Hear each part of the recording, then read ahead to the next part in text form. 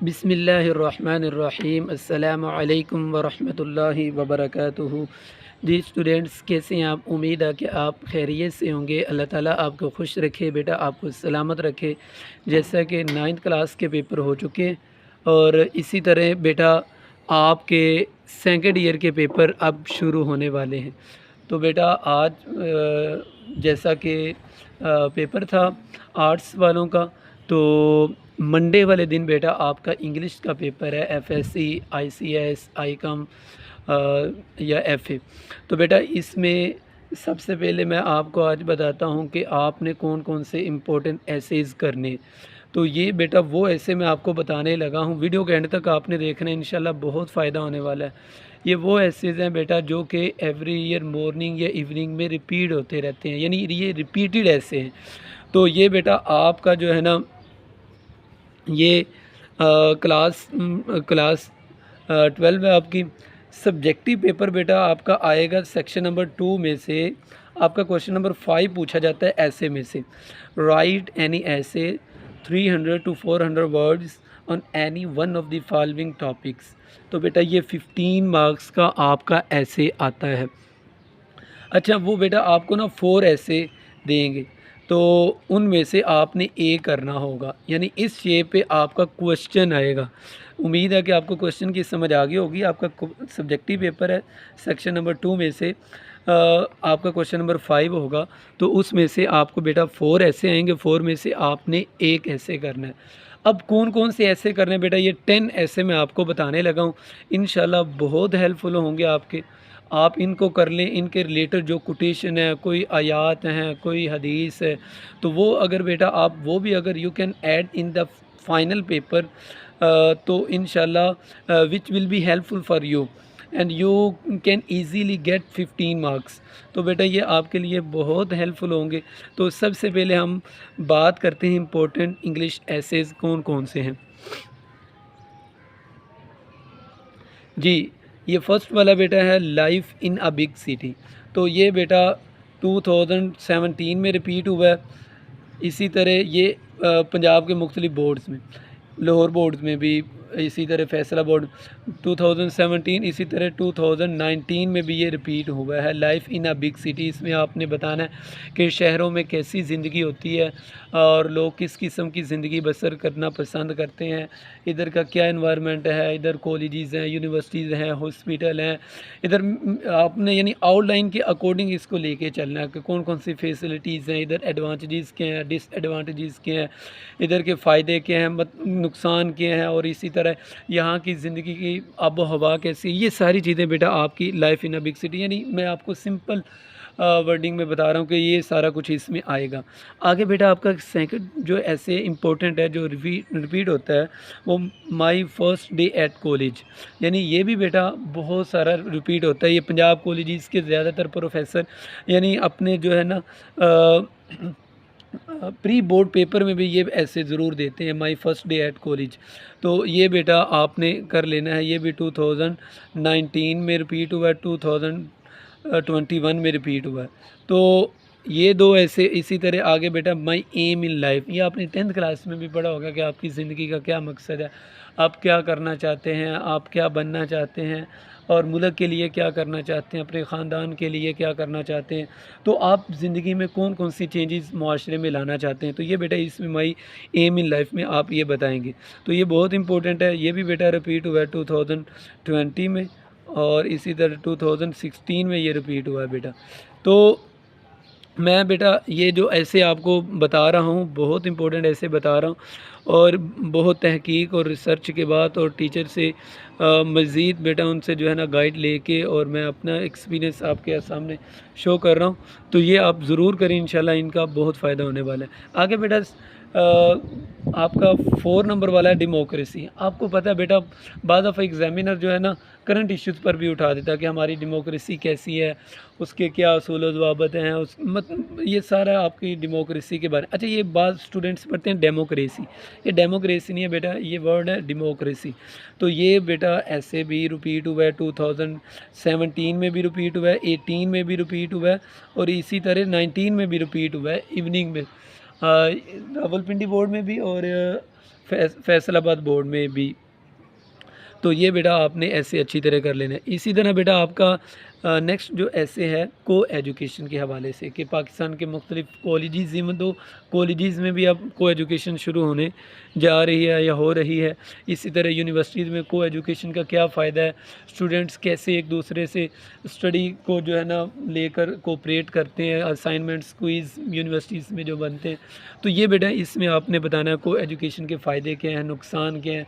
फिर आगे को एजुकेशन में जो है ना स्टूडेंट्स आया कि कितना सीखते हैं कितना नहीं सीखते, क्या अपना नुकसान करते हैं। तो ये बेटा मैं आपको बेसिकली इसका थोड़ा सा आउटलाइंस भी आपके जहन में बैठाना चाह रहा हूँ, तो वो आप इसको भी जहन में रखिएगा। कैसे आपने पहले आउटलाइन को बेटा आपने तैयार करना है, बिकॉज़ जो आउटलाइन होती है ना बेटा, अगर इसको आप समझ लीजिए कि इसको कहते हैं जुमाली खाका। खाका मतलब कि आप किसी चीज़ का, जैसे हमने बिल्डिंग बनानी है, सबसे पहले हम नक्शा देखते हैं। तो ये outlines basically these are called the खाका। खाका मीन, नक्शा मीन, मैप मीन। तो ये सारी चीज़ें बेटा आपकी आउटलाइन ही होती हैं, जो कि उसके अकॉर्डिंग ही इंजीनियर आगे बिल्डिंग बनाता है, उसके अकॉर्डिंग ही एक राइटर अगर खाका बना लेता है, आउटलाइन बना लेता है, तो वो उसके अकॉर्डिंग आगे अपनी जो है ना एसे लिख सकता है या कोई भी किसी भी टॉपिक पर वो लिख सकता है, सो ऑन। तो आगे बेटा आपका जो ऐसे है 6 नंबर पर पेट्रियोटिज़म, हुब्बुल वतनी। आपने 9th क्लास की इंग्लिश में भी एक चैप्टर पढ़ा होगा हुब्बुल वतनी के नाम से। तो आप यानी कि इसमें भी बेटा वो जो है ना अच्छा ये को एजुकेशन वाला भी रिपीट हुआ। अच्छा मैं ये वो ऐसे बता रहा हूँ जो बोर्ड्स में आए हैं बेटा, ये बोर्ड वाले मैं ऐसे आपको बता रहा हूँ, ये मैं अपनी तरफ से या कोई वो नहीं बता रहा। और ये भी बता रहा हूँ कि ये कब कब आए हैं, 2015 में भी आए हैं, 21 में भी आए हैं, और इसी तरह ये मुख्तलिफ बोर्ड में रिपीट हुए हैं। तो आगे बेटा आपका ऐसे है पेट्रियोटिज़म। पेट्रियोटिज़म के बारे में भी बेटा बोर्ड में बहुत दफ़ा पूछा गया है, 2019 में ये क्वेश्चन पूछा गया है। इसी तरह ये 2018 में भी पूछा गया है। तो ये बेटा आप ऐसे ज़रूर कीजिएगा।